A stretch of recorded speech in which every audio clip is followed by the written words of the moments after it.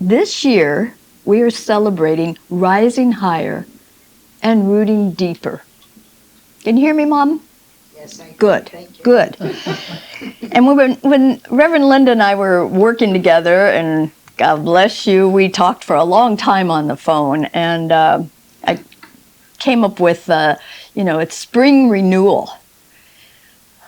And it's not an easy time right now. So it was particularly not easy to know what I was to say here. And I'm on the minister's listserv, and they said, this is what I'm doing, and this is what I was taking this all in because it's quite a time. And I had to think about it from what perspective I was going to speak from. But I always speak from love. That's just kind of where I always speak. But I was reflecting on my heavy heart for these times. For the grief that is under me feeling pissed off these days. And looking for what is mine to be and to do. But today we are coming together and connecting together in love and in stewardship as one beloved global community. And one community here, the Peninsula. Look at this. This is a beautiful gathering of hearts and minds. And may we tend to our Mother Earth, our divine Mother Earth, and all that she brings us and sustains us with, that she will always be right here. And she is always sustaining us perfectly and wholly. She may kick us off, but we will always be. And that is the eternal life. I'm not going to lean into that because what we have to do is right here in the human realm of things. So we do lean into restoration and renewal. We've been talking for quite a while about, self-love and self-care. But these times require us to dive in and see what we need and let go of the conditioning that says we should be busy and distracted all the time. This is a renewal, a rebirth of joining together in love and affirming life. The resurrection. I had to really sit with it because I wasn't raised with an idea of resurrection. We had Easter bunnies and eggs and chocolate eggs from C's. That's what we celebrated. But we celebrated family. We all came together as one family, loving on each other. And I think that's what is being called for here. This face-to-face time, and let go of the separation. To love each other up.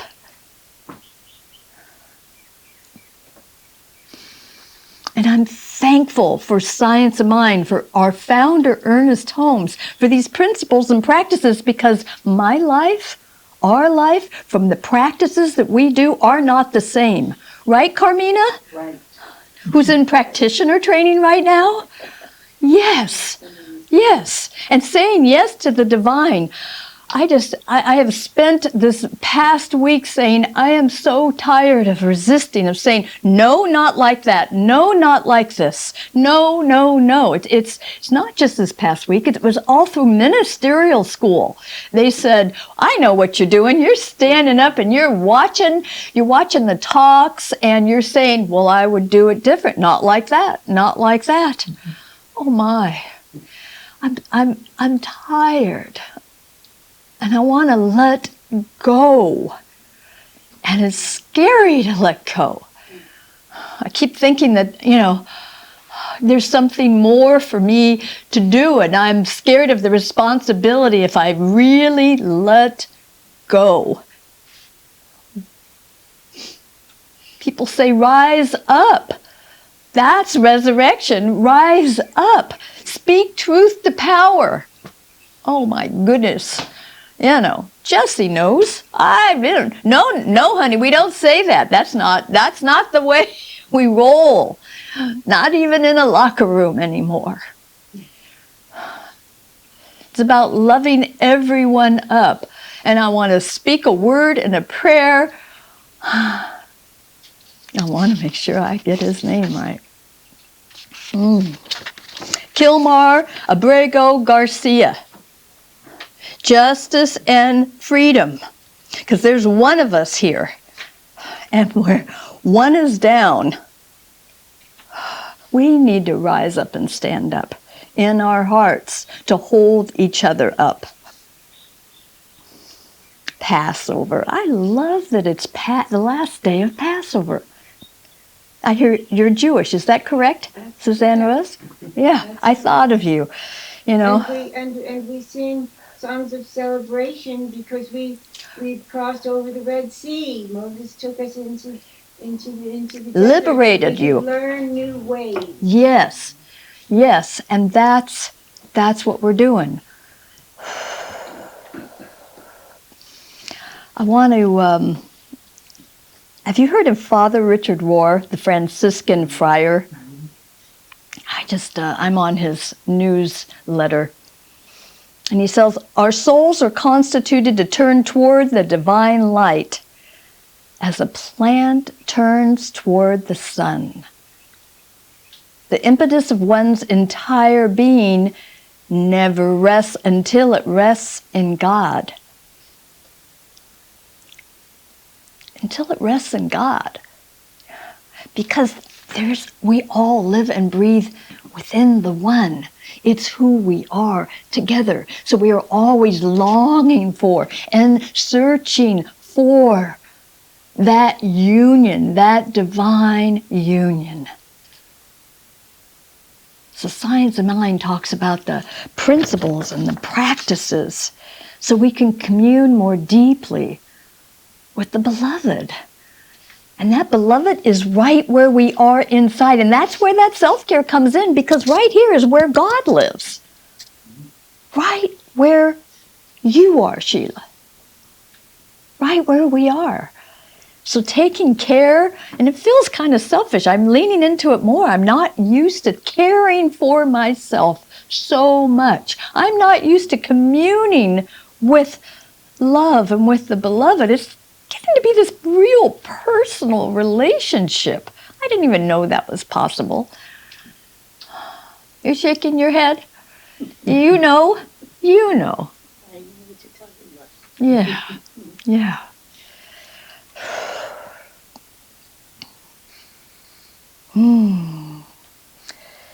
There's a great secret, at least for Western Christians, hidden in the other half of the universal church.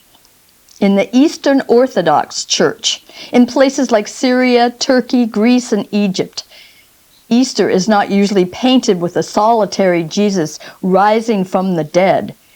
He's always surrounded by crowds of people, both haloed and unhaloed. In fact, in traditional icons, he's pulling people out of Hades, that personal hell that we can find ourselves in when we believe those dark voices, when we believe and stop having hope and faith in humanity, in God. We're here to practice and remember that hope is alive.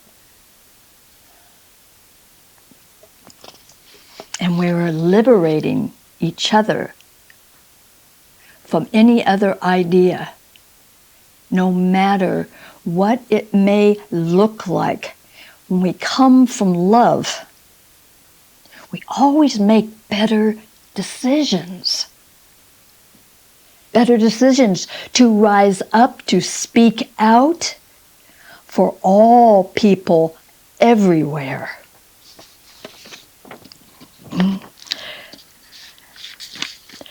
There's this great story by Anne Lamott. It's from Plan B, Further Thoughts on Faith. And she writes about A.J. Must, a lifelong pacifist who during the Vietnam War stood in front of the White House night after night. Has any of you heard of A.J. Must? No. So night after night, for years, toward the end of his life, holding a lit candle. He was a one-person protest. And one very rainy night, a reporter asked him, "Mr. Must, do you really think you're going to change the policies of this country by standing out here alone at night with a candle?" He says, "Oh, I don't do it to change the country. I do it so the country won't change me." That's why we practice. So we can affirm. That's why I have my thank you, Joe, for attending. That's why I have my Monday through Friday practice in the morning to bring folks together to share in my spiritual practice so we can come together and remember and then go about our day from this deep, holy, divine place. It's easier to return there when you have spiritual practices, and it keeps getting easier to return there. That's really important.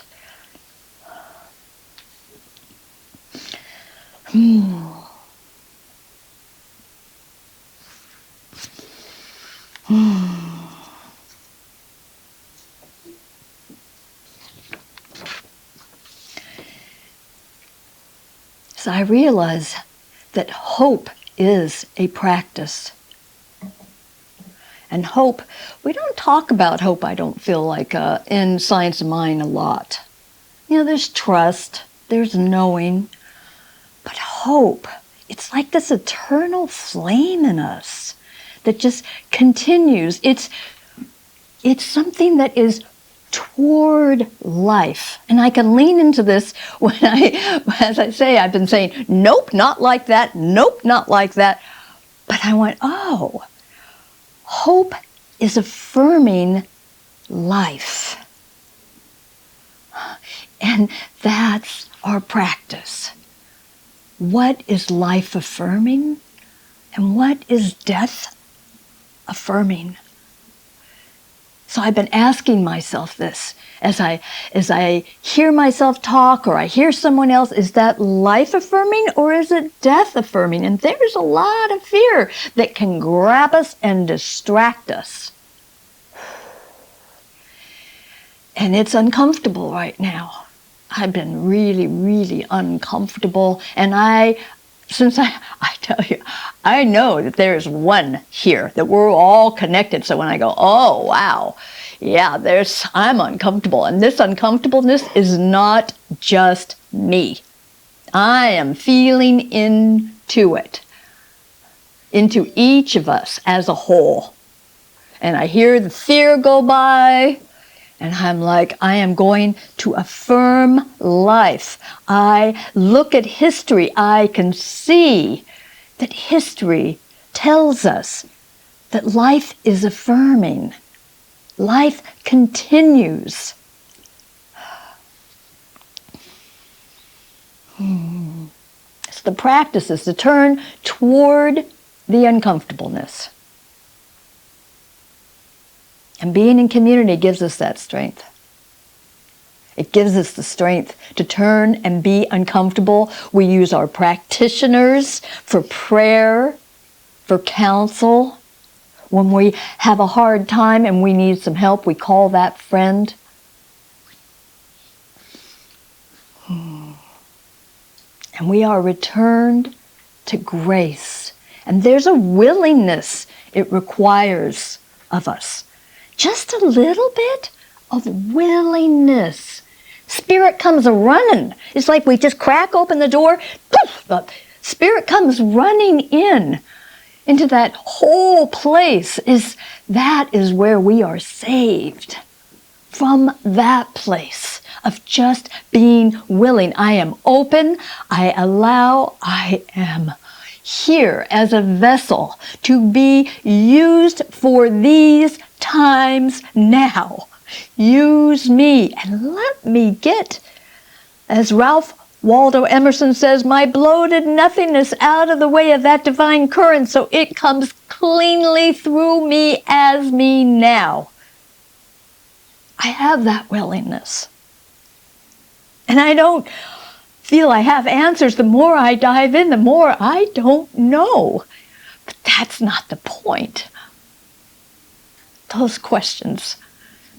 What do we believe? What values do we hold dear to our hearts and stand in and rise from? Richard Rohr says, surrendering to the divine flow is not about giving in, capitulating, becoming a puppet, being naive, being irresponsible, or stopping all planning and thinking. Surrender is about a peaceful inner opening that keeps the conduit of living water flowing to love. So today we are joining our hearts together in person, letting go of being isolated. We have been so isolated with COVID and such. We're coming together in the safety in numbers now. So we rise in hope. We remember. We hold steadfast for these times in hope, in trust that the divine can never be extinguished. Jesus, that way shower, showed us the way in love. And I recognize this as each one of us here.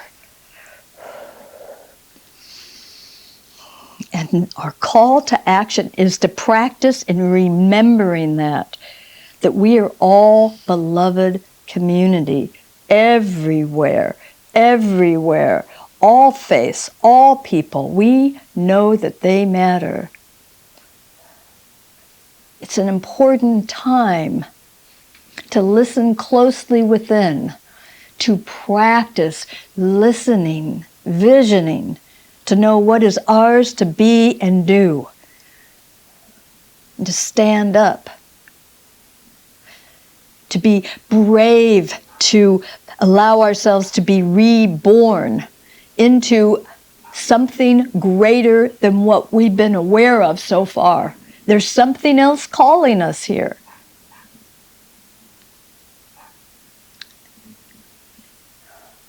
There's something else calling us, beckoning us home,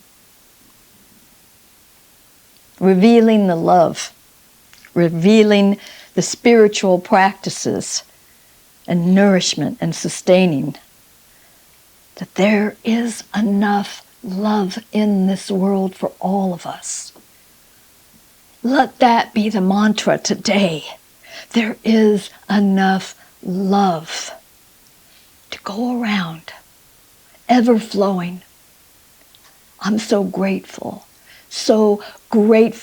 to know that this is the truth of everything. The truth of God, the truth of divine feminine, the truth of Jehovah, Allah. That there is one magnificent power that resides within each one of us. That we have the will to say yes to it, to allow it to use us, to lighten our load at these times, even in beseeching when that is needed. These are the times, and we are here saying yes, reaching out. We come together in love. We come together in unity. We are rising up, driving over, standing up, and breaking bread together this day. This day is a good day to remember who we are and what we're here for. The one purpose that is our guiding light, to be in loving kindness to ourselves, and to each other. This is that day. And we are the ones. We the ones that said yes to this time, to this embodiment. And I am grateful to know beyond a doubt that all is well, that love holds us fast. And in great gratitude, and with this, I can let go. I let go. I listen in and know that I am being guided, and each one of us here are being guided. So I can take a breath. Oh my goodness. In great gratitude. And together, if you believe this too, we can say, and so it is. Ashe. Aho. And so it is.